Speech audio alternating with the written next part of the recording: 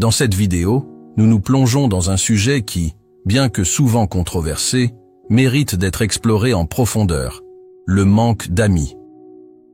En effet, alors que notre société valorise hautement la notion de relations sociales et d'amitiés nombreuses, il est essentiel de remettre en question cette vision et d'examiner pourquoi, parfois, le manque d'amis peut en réalité être une grande force.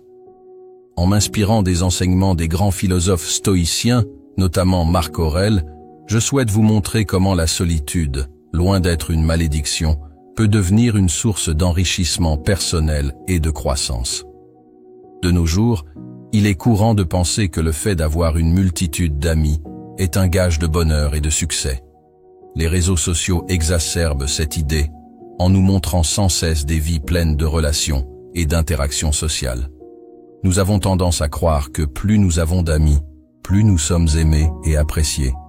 Cependant, cette conception peut s'avérer réductrice et même dangereuse. En réalité, les relations humaines ne sont pas toujours aussi sincères qu'on le pense.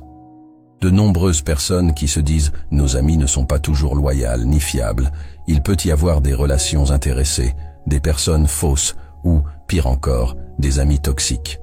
Ces types de relations, loin de nous enrichir, peuvent au contraire nous épuiser et nous nuire. C'est pourquoi il est important de comprendre que la quantité d'amis que l'on a ne définit en rien notre valeur. Ce qui importe réellement, c'est la qualité des relations que l'on entretient. Il est également crucial de comprendre que ne pas avoir d'amis ou en avoir peu n'est pas nécessairement un signe de défaillance ou de problème personnel. Parfois, cela peut être un choix conscient, une décision qui reflète un profond respect de soi-même et une volonté de se protéger des relations superficielles ou nuisibles. Choisir délibérément de ne pas s'entourer de personnes négatives peut être une manière de préserver son énergie et de se concentrer sur ce qui est véritablement important. Cela peut aussi être un signe de sagesse, de discernement et de force intérieure. Ne pas avoir d'amis ne signifie pas nécessairement être seul ou isolé. Cela peut simplement signifier que vous avez choisi de ne pas céder à la pression sociale qui pousse à multiplier les relations, souvent au détriment de la qualité. Le manque d'amis peut également être perçu comme un révélateur de qualités profondes et rares. La première de ces qualités est l'authenticité.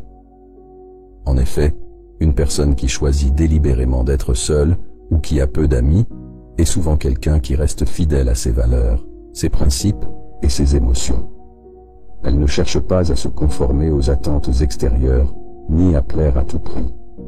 Elle ne se laisse pas influencer par les opinions des autres et préfère rester fidèle à elle-même, même si cela peut la conduire à être différente de la majorité. Cette fidélité à soi-même est une vertu en soi, et elle est particulièrement précieuse dans un monde où la pression sociale pousse souvent à l'adaptation et à la conformité. Le philosophe stoïcien Marc Aurèle nous enseigne que la véritable liberté réside dans la capacité à être soi-même, indépendamment des influences extérieures. Dans cette optique, le manque d'amis peut être vu comme un moyen de préserver son intégrité et sa liberté intérieure. En effet, une personne qui n'est pas dépendante des relations sociales pour son bonheur est beaucoup moins susceptible de se laisser manipuler ou de tomber dans les pièges des attentes sociales. Elle est capable de vivre selon ses propres règles et de suivre sa propre voie, sans avoir besoin de l'approbation des autres. Une autre qualité que le manque d'amis peut mettre en évidence est l'indépendance. Une personne qui ne dépend pas des autres pour son bonheur possède une force intérieure que peu de gens ont. Dans la philosophie stoïcienne, l'indépendance est un principe fondamental. Il s'agit de l'autosuffisance, de la capacité à se tenir debout seul face aux défis de la vie. Si l'on accepte le fait de ne pas avoir d'amis, cela signifie que l'on est capable de trouver du contentement et de la joie dans sa propre compagnie.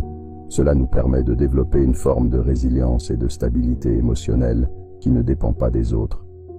Le stoïcisme nous enseigne que notre bonheur ne doit pas être entre les mains des autres et que nous avons le pouvoir de créer notre propre paix intérieure, indépendamment des circonstances extérieures.